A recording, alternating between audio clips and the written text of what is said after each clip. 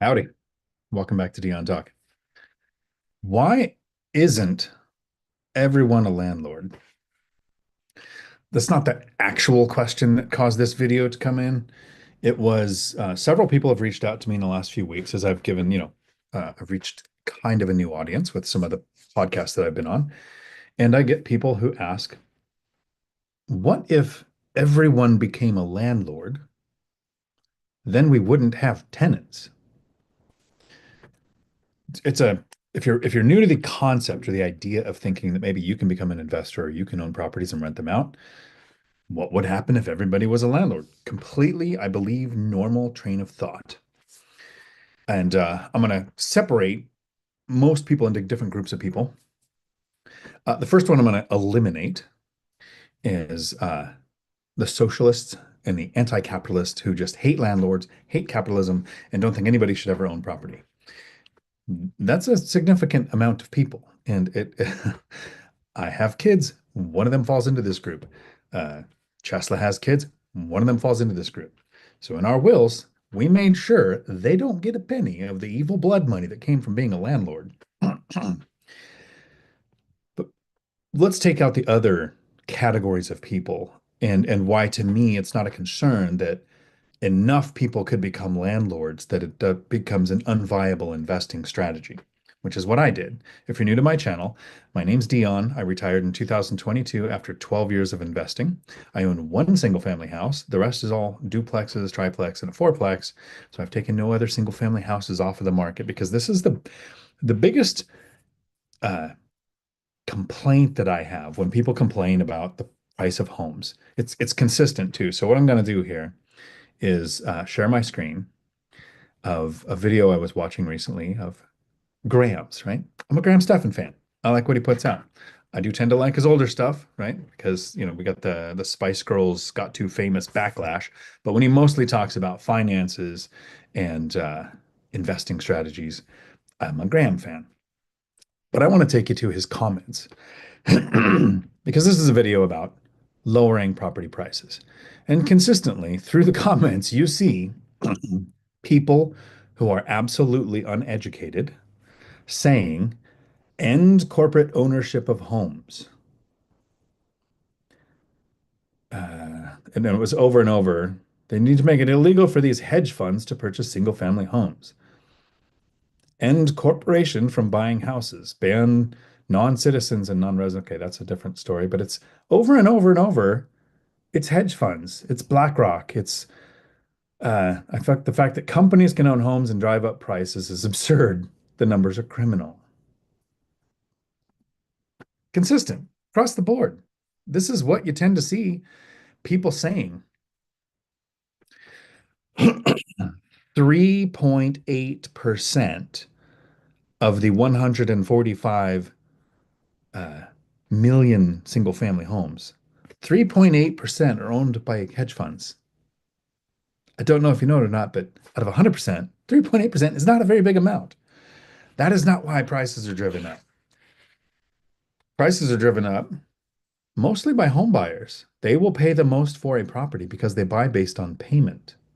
And when you add things like remote work and people can almost live anywhere, home prices do go up in a lot of areas. What we don't even have an inventory shortage or a demand shortage.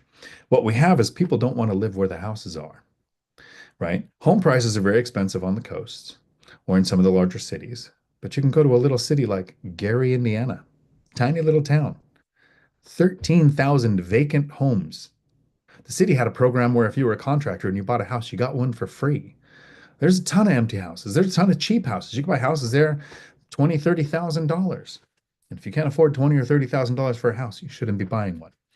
But this is why most people won't be landlords. It's because they shouldn't.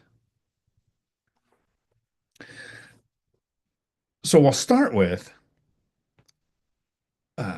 16% of people in the United States have a credit score below 620. Currently, since most people are buying houses with a 30-year mortgage, saving up enough money to buy cash isn't an option for most people. So if you have a low credit score, you're probably not going to be buying rentals. If you're struggling with your credit score, the majority of the people doing that aren't going to be going and getting a DSCR loan because your credit score still matters. And so you would say, well, people that don't make a lot of money probably struggle with credit. Let's add another category here. 50%, so half of the people making $150,000 or more a year, which, yes, in some areas is not very much, and in some areas it's a lot, live paycheck to paycheck. If you're living paycheck to paycheck, you are not going to become a landlord. You're not going to become a person who owns properties and rents them out. Banks require that you have reserves. DSCR loans often require a part of your net worth either equals 50% or 100% of the value of the loan that you're trying to get. So the low credit, the paycheck to paycheck, the significant number of people who live in the Section 8 housing voucher program already that are on fixed income are probably not going to become landlords. So the solution that most people jump to and fall into the trap of is thinking, well, then I'm just going to go buy a house, live in it for a while, move out and rent it out, and then fail miserably because that's not what it takes to be a landlord. People want to be a landlord until it's time to do landlord shit. They just don't want to. I owned a house, moved into an apartment and rented the house out and failed miserably. I failed so bad I tried to give the house away. Luckily, I was underwater because of the housing crash. I owed more on the house than it was worth and was stuck with it and found out that to be a landlord, you got to do landlord stuff. First, you can't live paycheck to paycheck. You can't even live your tenants paycheck to paycheck. You have to have those reserves. So you have to get good with money. Most people aren't going to become landlords because they never get good with money. And that doesn't just mean earning more, right? The first step in any process with money is usually saving, which means a combination of earning more and spending less. Not too many people are willing to do that. There is a significant amount of people who, if they find out you're climbing the corporate ladder, trying for a promotion or working for a raise, will call you a sellout. Will try to use peer pressure to make your life suck as much as theirs does. Those people aren't going to be landlords, and some people who give into the peer pressure aren't going to become landlords. So you earn more by working overtime, climbing the corporate ladder, changing careers, developing a side hustle. This is a way of generating new money, and then resisting the urge to think I'm making more money, so I deserve things. You have to actually go, I'm making more money. I'm going to spend less money. I house act because I'm not good at budgeting, so I got rid of my largest expense instead of worrying about the small expenses. So I lived in a duplex after moving from the apartment. So I've downsized my life. Are you willing to downsize your life to get into this, to do this? Most people aren't. Many people aren't. So this is why the concern of everybody becoming a landlord isn't a real concern for me, because that doesn't even go through as we go through age. It's a little easier now to become a multimillionaire when you're 7 years old than I think it was ever before in history. You could start a YouTube channel and unbox toys, and all of a sudden you have 2 million subscribers and you're making hundreds of thousands of dollars a month by opening boxes. That didn't exist too many times in the past. So traditionally, in our 20s, we're figuring out life. In our 30s, we're working our career. In our 40s, we have some level of success. And in our 50s, we have the highest chance in our 50s of having accrued the resources to be financially better off. Just how math works. 48%, so almost half of the people living in the United States between the age of 55 and 65 have zero saved for retirement. The people with the access to the time to have generated the biggest asset portfolio have nothing saved for retirement. So my concern isn't that people become landlords, because that's just the people who would struggle and probably shouldn't do it. You're bad with credit, you're bad with money, you're bad with savings, you're bad with making a plan. It's the everybody wants to be a landlord till it comes time to do landlord stuff is the barrier. So many people aren't willing to even educate themselves. But so let's say you do want to educate yourself and you go to YouTube University and somebody makes a video talking about the real estate crash. I'll just hypothetically make up a really stupid channel name like Real Estate Mindless. And for 5 years consistently, every 2 days, you put out a video because you're a failed broker, you're a failed agent, and you have to make money from YouTube to pay your bills. So you realize people will watch crash videos. Every 2 days, new video of why the new 30 or 40% crash is coming right around the corner. Hundreds of thousands of views. And then somebody who has reached financial freedom, made work optional, walked away from the corporate life, spends their time traveling and scuba diving and goofing off every day, uh, makes a video that says, here's how I screen my tenants, or here's how I pick a market, and I get 600 views. The people who do decide to educate themselves on real estate has an exponentially larger data set of why you shouldn't do this and why you should wait because the crash is coming. And I could literally list off a decade of reasons why the crash was going to come. I'm impressed that Real Estate Mindless does this every 2 days, new reason for the crash. Uh, I just know of the ones that happened every year that I was buying rentals in. So we'll take out the anti-capitalists, we'll take out the anti-socialists, we'll take out the people who uh, are bad with credit, bad with money, living on the programs. Like we'll take out a large group of Americans that shouldn't be landlords. We'll say the ones who get miseducated that there's a crash coming, because even if there was a crash coming, you still buy a rental. In 2009, 10, and 11, rents went up for Class C rentals. A crash can make it a good buying opportunity. An example is I don't own any stocks. I've never owned any stocks up until a week ago, ever. Like I've even emptied out and sold all my retirement accounts. Uh, but I saw a buying opportunity where a specific stock dropped 70% due to something that wasn't caused by the company that I believe is going to be transient. So I opened up a Robinhood account. There's a link in the description below. And if you go to it, you can get a stock. You get $5 to $1,500. They say it'll be 500 to 1,500. I guarantee it's going to be $5. You get a stock, I get a stock if you use that link. And this is a buying opportunity.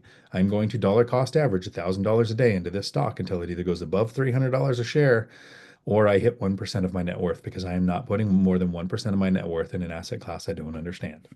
Commercial over. Um, let's take it to the people who actually educate themselves and find out there are ways to invest in real estate. There are ways to make more money, spend less money, save to invest. Now you have to actually do the landlord stuff. And this is the barrier that stops most people. Self-education is step one. This isn't where you go and hire a financial planner and they tell you, allocate this, or, set it up this way, this percentage and this percent of this. You've got to pick a market. No one else can do that for you. You've got to pick the asset class that you're going to invest in that market. You have to watch for market trends. You have to actually save the reserves. The biggest step, you have to actually take action, like do stuff. I know hundreds of people, right? I ran a nonprofit that worked with over 1,200 employers. I worked at a company. I grew up from 6 staff to 60 staff. We had 5 locations at the end, trained thousands of CDL students every year. I know personally hundreds of people. So hundreds of people know me. And I know, if you take out YouTube, the people that I've met through investing, 3 people who invest in real estate, 3 out of hundreds. So even the people who have an example of somebody who's super lazy, didn't want to work until they died, spent 12 years investing, and now never has to work again, only 3 of them have invested. I specifically went to a friend's house, had dinner with them to talk about a buying opportunity. I was buying a duplex. One was for sale across the street for the exact same amount. It was about $100,000 down, because this was not a house hack. This was a purchase with a 25% down, $400,000 for a duplex. It had better than a 10% cash on cash return, right? Adjacent to the largest military installation that I know of on the West Coast. There might be a bigger one because I don't pay attention to that, but JBLM, it was right outside. 15, 20 minutes from the state capitol, had several economic drivers there, side by side, garages in the middle. Like it checked every box, washer dryers in each one. Existing tenants got a cash on cash return without even having to do the binder strategy where the tenants asked me to raise the rent. Like all of these things lined up. And I couldn't talk my friend into buying the other one. Since buying it in 2021, it's gone up more than 100% of the amount that I've invested in it. It cash flows over $1,000 a side a month right now. So I'm making $2,000 a month on this duplex. Uh, and I couldn't even talk him into doing it. I failed my friend. So imagine if the people who know somebody who's done it successfully won't do it, won't take action, had the money to invest, asked for the advice, and didn't take action. Once you purchase a rental, now you have to actually continue to run it like a business. Maintain the reserves, have a good lease, have good screening criteria, hold your tenants to a lease, maintain the property, get multiple bids for things that need to be worked. Now, yeah, until you get your systems in place, this is going to seem like a job. Once your system's in place, you can get it down to a couple of hours a month to manage your 18 rental units. Yes, it doesn't start that way.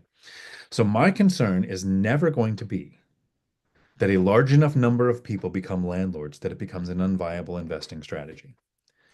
Real estate has been around for thousands of years, thousands and thousands of years.